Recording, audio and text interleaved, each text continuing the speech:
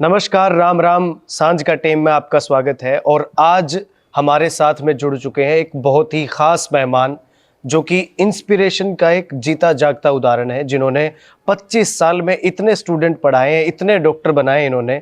तो आज आपको मिलवाते हैं विवेक सर से, जिन्होंने इतने डॉक्टर्स बनाए हैं हिसार में। आप जिस हॉस्पिटल का नाम लोगे, उस हॉस्पिटल के अंदर जो डॉक्टर है वो इनका स्टूडेंट होगा। तो सर, आपका बहुत बहुत स्वागत है आज के इस पॉडकास्ट में। धन्यवाद धन्यवाद अतुल जी। आपने कुछ ज़्यादा ही तारीफ कर दी, शायद इतना मैं योग्य हूँ या नहीं हूँ, लेकिन धन्यवाद। नहीं नहीं सर, क्योंकि हम तो जो किस्से सुन रहे हैं आपके, और जो हम कंटेंट देखते हैं, जो हमें देखने को मिलता है, सुनने को मिलता है, जो आपके 25 साल का जो करियर है डॉक्टर में, और इसमें जितना आपने बच्चों को क्राफ्ट किया है पर्सनल तौर पे, मुझे नहीं लगता कि हिसार में कोई और कर सकता है। और खुशी की बात यह है कि विवेक सर ने एक नई मुहिम शुरू की है। तो जानते हैं वो मुहिम क्या है। विवेक सर, आप एक सरप्राइज लेके आए हैं हिसार के लिए, आप एक सौगात लेके आए हैं हिसार के लिए। वो क्या है, वो आप हमारे दर्शकों को बताएं कि क्या क्या अचीवमेंट्स रहेंगी इस चीज़ की, और कैसे आप लोग आगे बढ़ रहे हैं उसमें। हम लोगों ने डॉक्टर्स ड्रीम के नाम से एक इंस्टीट्यूशन सेटअप किया है, जो एक्सक्लूसिवली नीट को यानी मेडिकल के एंट्रेंस को डील करेगा। इसमें हमारे पास टॉप फैकल्टीज़, हमने फिज़िक्स में, केमिस्ट्री, बायो और इस सब से जो जो भी शानदार फैकल्टीज़ हो सकती हैं, वो सारी हमने इसमें अरेंज की हैं।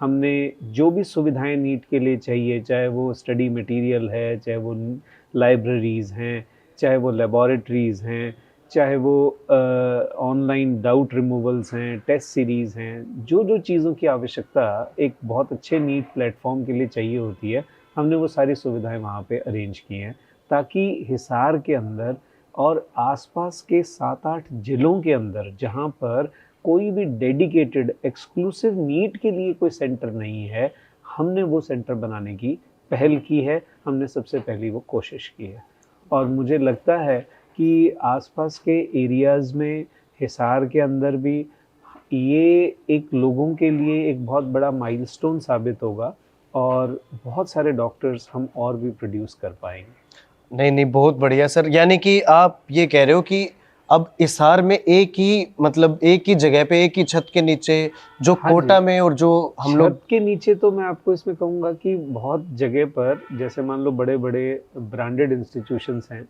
वो सब भी मेडिकल और इंजीनियरिंग और ये सब सारी चीज़ों को मिक्स करके चलाते हैं, लेकिन कंप्लीटली मेडिकल को डील करने वाला ये हमारा एकमात्र सेंटर होगा, जो केवल डॉक्टर्स बनाने के लिए 11th और 12th में, 9th और 10th का जो फाउंडेशन होता है, वो तो चाहे आईआईटी हो चाहे नीट हो, उसके लिए कॉमन होता है। तो इसीलिए हम फाउंडेशन के अंदर तो आईआईटी और नीट दोनों को ओवरटेक करेंगे, लेकिन साथ में 11th और 12th में हम डेडिकेटेडली केवल मेडिकल को ही डील करेंगे। तो ये चीज़ बिल्कुल नई है, ये चीज़ यहाँ पर आसपास के बहुत सारे ज़िलों में नहीं है, तो इसमें हमारी एक ये अनूठी पहल है।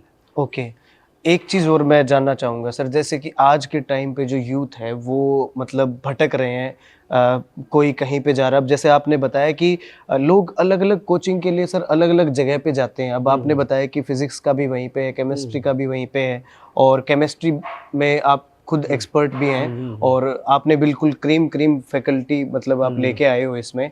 तो मैं ये जानना चाह रहा हूँ कि सर, जैसे नीट के अंदर बच्चे मतलब बड़े परेशान होते हैं करियर को लेके कि कैसे कैसे क्या है, तो थोड़ा सा आप करियर के। एक्चुअली नीट को ना क्रैक करना एक आर्ट है, एक कला है।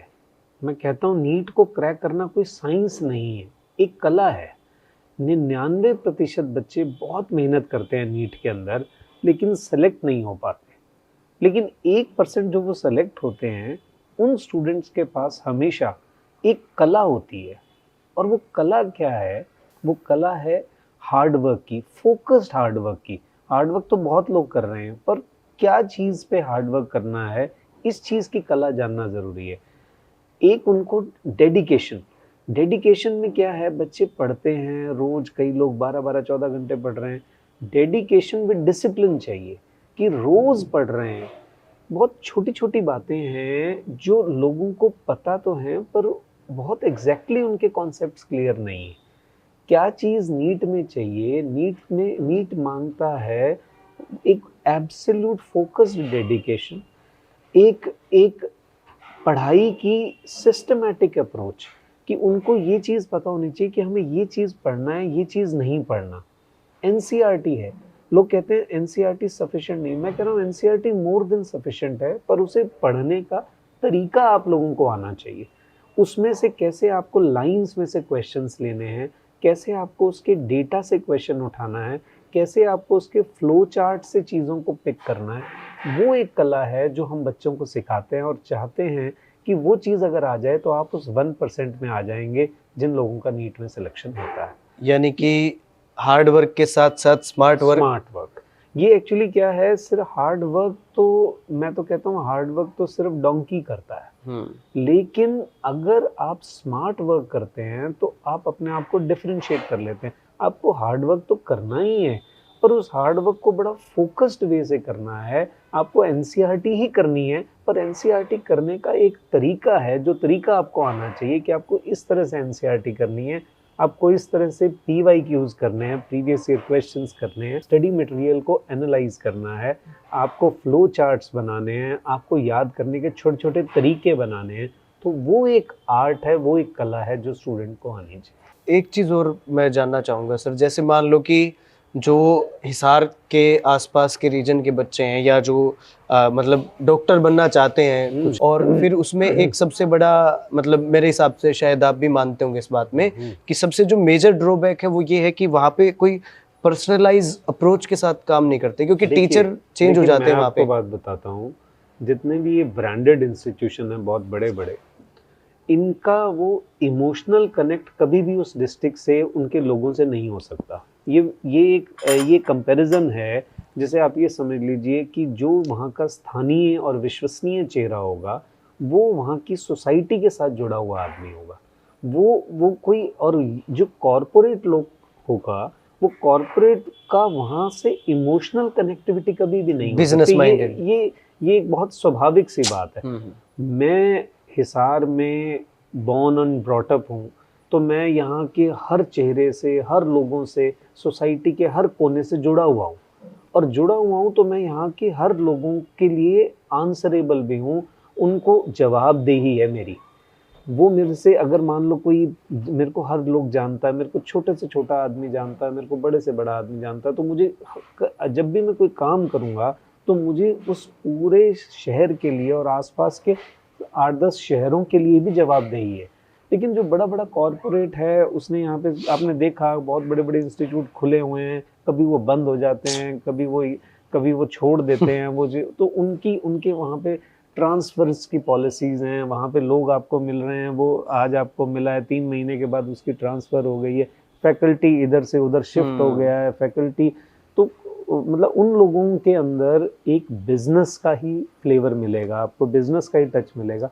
हमारे यहाँ आपको मानवीय मूल्य भी मिलेंगे, इमोशंस भी मिलेंगे, एक शहर के साथ प्रेम मिलेगा और एक कनेक्टिविटी मिलेगी। मतलब जो बॉन्ड इतने सालों से अपने हिंदुस्तान की सभ्यता रही है, गुरु की जो एक, मतलब हम लोग हमेशा से ही फॉलो करते हैं, जो बिल्कुल। जितने भी गुरु की जो चीज़ें होती हैं उनको फॉलो करना होता है। और यहाँ पे जैसे सर ने बताया, तो 25 साल से जो सर ने तपस्या की है, ये उसी का ही परिणाम है कि सर आज जहाँ पे भी आप जाते हैं तो आपको इतने अच्छे स्टूडेंट मिलते हैं। इवन शिक्षा को ये समझना ही पड़ेगा हमें कि शिक्षा एक संबंध है। जब आप किसी के साथ शिक्षा में जुड़ते हैं, जब मेरा कोई शिष्य है, मेरा कोई स्टूडेंट है, तो उसके साथ मेरा एक रिलेशन है, और वो रिलेशन कुछ 1 साल 2 साल का नहीं है, वो उसके साथ बहुत आगे तक चलने वाला एक रिलेशन होता है। तो ये चीज़ हमें समझनी पड़ेगी कि केवल और केवल एक कमोडिटी नहीं है, एक कोई चीज़ आपने बेच दी, दूसरे ने खरीद ली, सिर्फ वही नहीं है, ये एक रिलेशन है। तो रिलेशन ऑब्वियसली हमें ऐसी जगह पे बनाना चाहिए जहाँ पे मानवीय मूल्य हों, जहाँ पर एक दूसरे की शर्म हो, एक दूसरे की आँखों को एक रिस्पेक्ट देने वाली चीज़ हो। तो ये चीज़ हमें इन बड़े बड़े ब्रांडेड इंस्टीट्यूशन से अलग करती है। और हाँ, मैं इसमें एक पॉइंट और भी ऐड करूँगा कि जैसे जो काम मैं पहले कर रहा था, जिसमें मैं केवल केमिस्ट्री पढ़ाता था, उसके अंदर भी मुझे उस सिस्टम में भी बहुत त्रुटियां थी, बहुत कमियां थी कि मैं कभी भी कंप्लीट रिजल्ट को चेंज नहीं कर पाता था। मैं अपने सब्जेक्ट के लिए ध्यान दे सकता हूँ, लेकिन सारे के सारे सब्जेक्ट की मॉनिटरिंग चाहिए, तभी जाकर वो कंप्लीट रिजल्ट में कन्वर्ट करता है। मान लो मैं किसी एक सब्जेक्ट को पढ़ाता हूँ, उसमें मान लो मैंने बहुत अच्छे से बच्चे को प्रवीण कर दिया, बहुत अच्छे से उसे एक्सपर्ट बना दिया, लेकिन मान लो वो दूसरे सब्जेक्ट में नहीं कर पाया, तो रिजल्ट तो नहीं बनेगा। तो राइट। जब तक कोई मेंटर, जब तक नीट जैसे कंपटीशन के अंदर सारी चीज़ों को देखने वाला सिस्टम नहीं होगा, आप नीट में रिजल्ट ले ही नहीं सकते।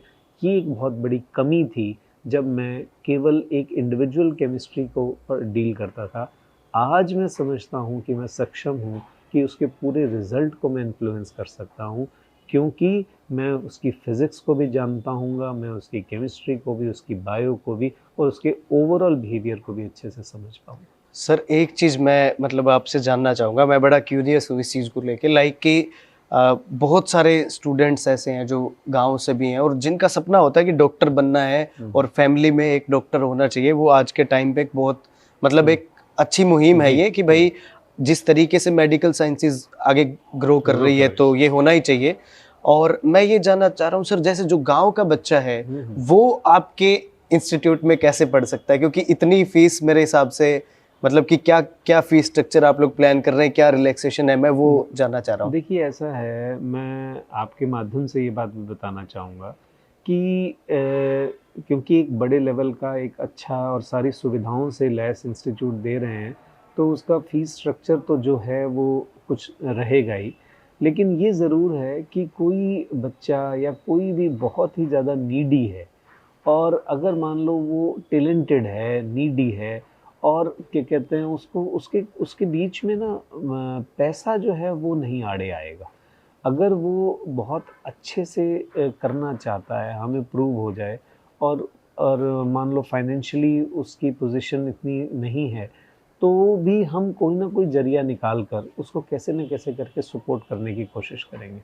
दूसरी बात ये है कि अगर वो बहुत बहुत मेहनत करता है, और हमारा एक स्कॉलरशिप टेस्ट है जो हमने 16 तारीख को अनाउंस किया अच्छा। हुआ है, तो अगर मान लो स्कॉलरशिप टेस्ट के अंदर वो एक बहुत अच्छा परफॉर्म करता है, तो हम उसको अच्छी छात्रवृत्ति भी देंगे, जिससे वो अपनी फीस स्ट्रक्चर को मैनेज कर सकता है। नहीं, ये बहुत अच्छा इनिशिएटिव है सर, क्योंकि स्कॉलरशिप के साथ में जो बच्चा मतलब अचीव कर लेगा, तो ये तो मेरे हिसाब से सर ने गोल्डन अपॉर्चुनिटी दी है।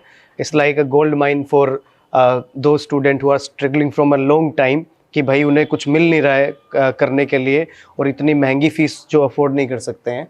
तो ये बहुत अच्छा आपने हमें बताया सर। साथ में एक चीज़ और मैं जानना चाहूँगा, जैसे अगर मान लो कि मैं एक स्टूडेंट हूँ सर, मैंने एनरोल कर लिया, बट मेरा एक सबसे जो प्रोमिनेंट सवाल है वो ये है कि डॉक्टर्स ड्रीम ही क्यों?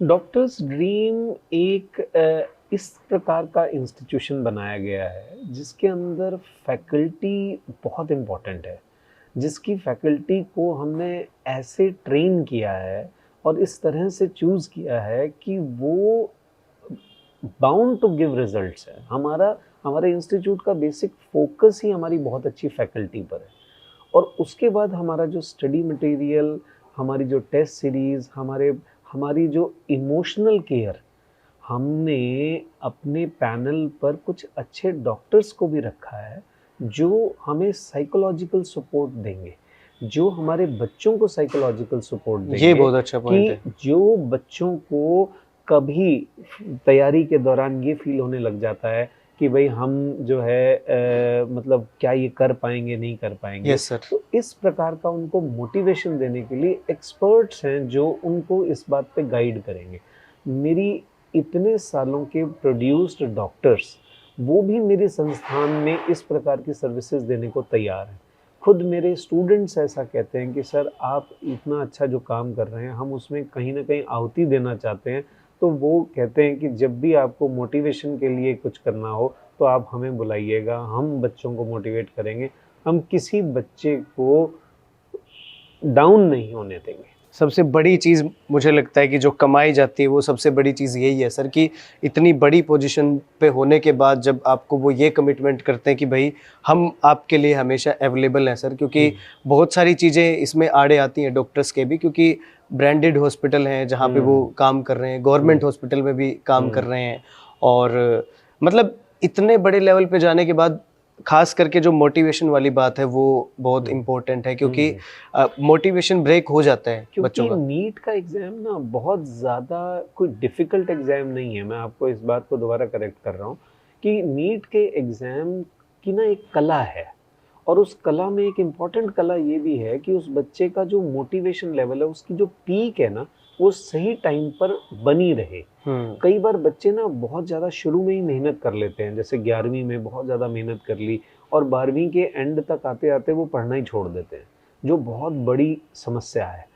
ऐसे भी बच्चे होते हैं जो 11वीं में बिल्कुल नहीं पढ़ते और केवल 12वीं में पढ़ते हैं, वो भी नहीं बहुत ज़्यादा सफल हो पाते। तो इन दोनों चीज़ों के बीच में एक एडिक्वेट बैलेंस बना के चलना है, और बच्चे को अपनी पीक पर पहुंचना है अपने उस एग्ज़ाम से 2 महीना पहले। उस 2 महीने पहले, यानी मान लो मई में एग्ज़ाम होता है, मार्च अप्रैल के अंदर वो अपनी पीक पे होना चाहिए और खूब अच्छे से मेहनत करता हुआ होना चाहिए। इन सब चीज़ों का थ्रेडबेयर एनालिसिस हम लोग करते हैं। हम बच्चे के ऊपर ये सोचते हैं कि ये बच्चा पीक कब करेगा, ये बच्चा क्या जल्दी तो पीक नहीं कर रहा, तो मुझे उस बच्चे को उस हिसाब से गाइड करना है कि ये बिल्कुल इसकी पीक सही टाइम पर आए और ये उस टाइम पर डिलीवर करे। बहुत बार बच्चे इतनी मेहनत कर रहे होते हैं, कोई 9वीं 10वीं से ही पढ़ने लग जाते हैं, वो 12वीं के अंदर अपनी किताबें उठा के फेंक देते हैं। तो ये एक बहुत बड़ी समस्या है। तो इसमें छोटी-छोटी सी बस एक आर्ट है, एक कला है जो हमने इसको सीखनी है और बच्चों को सिखानी है। मैंने अपनी फैकल्टीज़ को इस तरह से ट्रेन कर रहा हूँ। मैं उनको भी ये बातें बता रहा हूँ कि कैसे हम एक ऑर्डिनरी बच्चे को, एक गाँव के नॉर्मल से बच्चे को हम बहुत अच्छे से डॉक्टर बना सकते हैं। इस चीज़ का आप मुझ पे विश्वास कीजिए, मेरे को 100% कॉन्फिडेंस है कि अगर एक बच्चा सिर्फ अच्छे से मेहनती हो, ठीक सी बुद्धि वाला हो, अगर वो डॉक्टर बनना चाहता है और सही समय पे सही टाइम पर हमारे पास पहुंच जाता है, तो वो ज़रूर डॉक्टर बन जाएगा। That is sure. नहीं, इसका एग्जाम्पल तो हम लोग देख ही चुके हैं सर इतने टाइम में। साथ में मैं एक चीज़ और पूछना चाहूँगा, जो स्कॉलरशिप में आप बता रहे थे, वो स्कॉलरशिप सर कौन सी क्लास के बच्चे मतलब दे सकते हैं? 9th और 10th के लिए हमने फाउंडेशन प्रोग्राम स्टार्ट किया हुआ है, जिसके अंदर चाहे बच्चा मेडिकल में जाए, चाहे नॉन मेडिकल में जाए, चाहे आर्ट्स में जाए, चाहे किसी में जाए, 9th और 10th का एक बहुत स्ट्रॉन्ग बेस बनना बहुत ज़रूरी होता है, जो उसके आगे के एग्ज़ाम्स में बहुत बड़ा रोल प्ले करता है। इनफैक्ट अगर किसी ने आगे आर्ट्स और ह्यूमैनिटीज़ भी लेनी हो, उसे भी 9th और 10th का फाउंडेशन कोर्स ज़रूर करना चाहिए, क्योंकि उससे उसकी साइंस की समझ, उसकी मेंटल एबिलिटी, उसका एग्ज़ाम्स को सॉल्व करने की टाइम मैनेजमेंट, उसका क्वेश्चंस के साथ कॉम्पिटिटिव होना, बहुत सारी चीज़ें 9th-10th के उस फाउंडेशन के अंदर बच्चा सीखता है। उसके बाद 11th और 12th के अंदर अगर वो जब डिसाइड कर लेता है कि उसने मेडिकल करना है, तब हमारी सेवाएं उसके लिए और तरह से शुरू हो जाती हैं, और उस समय फिर हमारा पूरा फोकस उसके ऊपर, हम बच्चे का एनालिसिस करते हैं, बच्चे के टेस्ट की रिपोर्ट्स बनती हैं, और हम उसका एनालिसिस करके ये फाइंड आउट करते हैं कि इस बच्चे ने इस साल के अंदर क्या चीज़ कर लेनी चाहिए, क्या। तो एक इंडिविजुअल केयर, छोटे-छोटे बैचेस, मैं अपने इंस्टीट्यूट में इस बात को डेवलप करने के लिए मैंने क्लासरूम का साइज़ ही ऐसा कर दिया कि जिसमें 30-35 से ज़्यादा बच्चे ही नहीं आ सकता। फिर तो तो जब पर्सनलाइज। जब जब जब जब हमने ये इंश्योर कर लिया कि उसमें इससे ज़्यादा बच्चा ही नहीं बैठ सकता, तो नेचुरली मेरा बैच साइज़ लिमिटेड हो गया। तो इसी चीज़ को ध्यान रखते हुए हमने शुरू से ही ऐसी पॉलिसीज़ बनाई हैं कि इंडिविजुअल अटेंशन रहेगी, एक-एक बच्चे पे ध्यान रहेगा, एक-एक बच्चे को सपोर्ट मिलेगी, और ये मेडिकल की कोचिंग के नए आयाम स्थापित करेगा। ये बदल देगा वो पुराने मायने, जहाँ पर भीड़ की तरह बच्चा आता था और बच्चा खो जाता था, किसी पेरेंट को नहीं पता कि उसके साथ क्या हुआ, बच्चा कौन था, वो आके केवल एक फ़ीस देकर और बड़े-बड़े इंस्टीट्यूट्स को पैसे देके चला गया। चलो सर, बहुत सारी सीरियस बातें हो गई हैं। मैं आपसे एक चीज़ ये पूछना चाहूँगा, जैसे मान लो कि आपके इतने बड़े करियर में कभी कोई मतलब ऐसा आपका स्टूडेंट रहा हो जो मतलब आपको लगता ही नहीं था, जो आपसे ही पढ़ते हो कि जैसे जो बैक बेंचर्स बोलते हैं अपन जिनको, कि ये तो भाई नहीं कर पाएगा कुछ, और वो मतलब बहुत कुछ अचीव कर गए हो? ऐसे एक नहीं, ऐसे मेरे पास बहुत सारे एग्जांपल्स हैं जिन बच्चों ने शुरुआत में कोई ऐसा रुझान नहीं दिखाया था, लेकिन मैं तो ये मानता हूँ कि हर जगह डेस्टिनी होती है, और उन बच्चों को कोई ऐसा दिव्य ज्ञान हुआ लास्ट के 5-6 महीने में। उन्होंने ऐसी ज़बरदस्त मेहनत की दिन रात, और उनका फोकस, और ये कहीं से उनको मोटिवेशन भी आया, जो कई बार वो मेरे को ही कहते हैं कि सर आपने हमें किसी कारण से मोटिवेट कर दिया।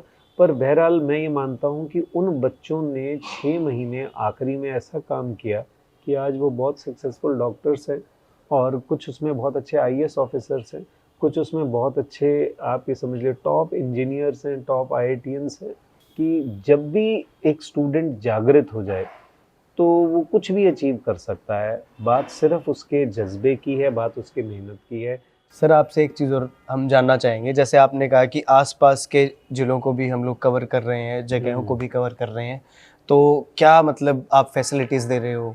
इसमें हम 2-3 बड़ी मेजर फैसिलिटी दे रहे हैं। एक तो ट्रांसपोर्ट फैसिलिटी दे रहे हैं, तो ट्रांसपोर्ट रहेगी जहाँ से बच्चा बहुत आसानी से हमारे सेंटर में आ सकता है और उसे छोड़ा जा सकता है। दूसरी फैसिलिटी है हॉस्टल की, तो हॉस्टल गर्ल्स के लिए, बॉयज़ के लिए हमारे सेंटर के बिल्कुल पास ही हमने मैनेज किए हैं। तो वहाँ पर बहुत अच्छी सुविधा के साथ हर तरह का हॉस्टल है। जो ज़्यादा पे कर सकते हैं उनका उस हिसाब से है, और जो अपने मीडियम बजट के अंदर रहना चाहते हैं तो वो सुविधा भी उनके लिए है। इसके अलावा जो हम अपनी जो लाइब्रेरी फैसिलिटी है उसको भी बहुत अच्छा ढंग से बच्चे को देना चाह रहे हैं। बॉयज़ के लिए अलग लाइब्रेरी बनाई है और गर्ल्स के लिए अलग, ताकि उनका एक मतलब एक अच्छे से फ़ोकस हो सके और वहाँ पे एक डिसिप्लिन प्रॉपर से बना रहे। तो वो सब फैसिलिटीज़ भी वहाँ पे। अच्छा, वहाँ पर जब वो लाइब्रेरी में हैं तो हमारी फैकल्टी वहाँ पर अवेलेबल है। वो फैकल्टी से कभी भी डाउट्स पूछ सकते हैं। उनके एक स्पेशल टाइमिंग्स हैं डाउट के, जिस टाइम पर ऑल फैकल्टीज़ अवेलेबल, और वो कहीं न कहीं बीच में लाइब्रेरी के अंदर भी विज़िट कर रहे हैं, बच्चों को देख रहे हैं, उनका उनसे इंटरैक्शन है। एक आप ये समझ लीजिए, एक एम्पैथी है, एक प्रेम है बच्चों का और हमारी फैकल्टी का, टीचर्स का, हम सब का। तो ऐसे में रिज़ल्ट आएगा, क्योंकि रिज़ल्ट को हमने बहुत क्लोज़ली देखा है। रिज़ल्ट, अब मैं इस बार का ही आपको वाक़या बताता हूँ। मेरा एक स्टूडेंट है जिसके केमिस्ट्री में 180 आउट ऑफ 180 मार्क्स हैं। तो वो बच्चा जो है वो ये बात बड़े कॉन्फिडेंस से सब जगह कह रहा है कि अगर विवेक सर के साथ अगर 180 आउट ऑफ 180 उनके केमिस्ट्री में आए तो उनके बाकी सब्जेक्ट्स के साथ भी अगर आप पढ़ेंगे तो 720 आउट ऑफ 720 आएंगे। तो मैं ये चाहता हूँ, और हम ये बहुत जल्दी करके दिखाएंगे आपको हिसाब से, कि आपके 720 में से 720 नंबर वाले स्टूडेंट भी हम यहाँ प्रोड्यूस कर देंगे। ये मेरा आपको पक्का वादा है, और बहुत जल्दी ही प्रोड्यूस कर देंगे 720 में से 720। सर मेरा खुद का मन भी कर रहा है कि मैं भी डॉक्टर बन जाता हूँ अब तो। अब मुझे एड्रेस बताओ सर, कहाँ है इंस्टीट्यूट? सबसे पहले मैं ही आता हूँ। लाजपत नगर 202 नंबर है। लजीज होटल हिसार का एक बहुत बड़ा लैंडमार्क है, लजीज होटल के पास ही है। वहाँ से जस्ट वॉकिंग डिस्टेंस पर आपको हमारा एक सेंटर मिलेगा। चलो, बहुत बहुत धन्यवाद सर आपका आज हमारे साथ जुड़ने के लिए। और मैं जितने भी हमारे व्यूवर्स हैं उन सबको भी यही कहना चाहूँगा कि अगर आपके अंदर भी एक ड्रीम है ना डॉक्टर बनने का, तो हियर इज़ द मैन जो आपको आपकी अचीवमेंट की तरफ लेके जाएंगे। सर बहुत बहुत धन्यवाद आपका। थैंक यू, बहुत बहुत धन्यवाद आपका भी।